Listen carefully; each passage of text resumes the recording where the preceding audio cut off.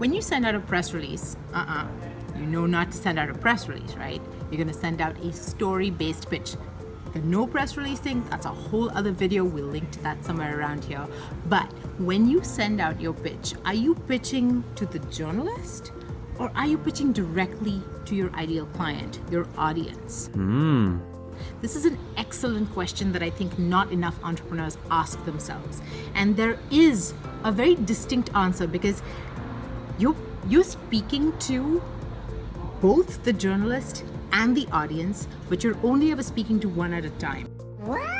Here's how that process works. When you're sending out the pitch, you have to speak to the gatekeeper, which is the journalist, the podcaster, the blogger, the influencer, whoever it is that you're pitching. They own that audience, they have built that audience, and you need to impress them and prove to them that you have something really valuable to their audience. Okay, so at this point, especially if it's mainstream media, you need to think about what that person's priorities are. Forget about the audience for now. We're talking directly about the gatekeeper, the decision maker, right? At this point, if they're a TV producer, if they're an editor, if they're working on a team where they have, some kind of content mill happening, then you know that they need to look good to whoever their decision makers are. So if it's a journalist, he needs to be able to impress his senior producer, he needs to be able to impress his editor. So when he prints off your pitch, you need to have all your bases covered so that he walks into that morning meeting feeling really confident about the story. He knows that this is not some salesy pitch. This is not you looking for an ad for your company or your idea or your business. This is something that's genuinely going to bring value to his audience. And bonus points if you're able to do most of his work for him.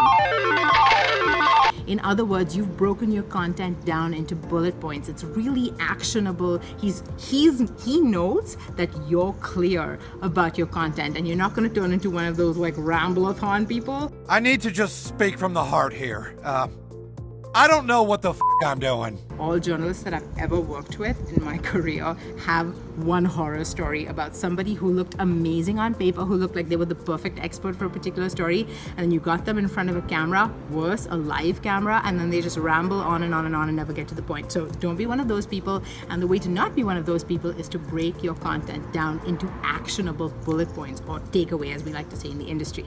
So if you've done all of this, then he, the journalist, is very, very clear at this point that you know what you're talking about. This is the order that it goes in. He can create his questions around it. He can prep his host or the anchor about it, and that's going to get you in the door.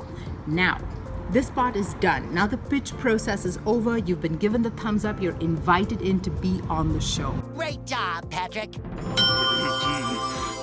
At this point, you stop talking to this person and you start talking directly to the audience.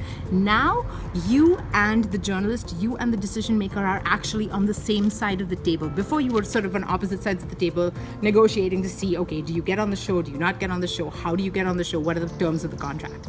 Now, you're on the same side of the table and your job together is to serve the audience in the best way possible. And this is true even if the journalist or the interviewer is a little bit antagonistic, is sort of putting the pressure on you, asking you uncomfortable questions. You're a real hooker, and I'm gonna slap you in public.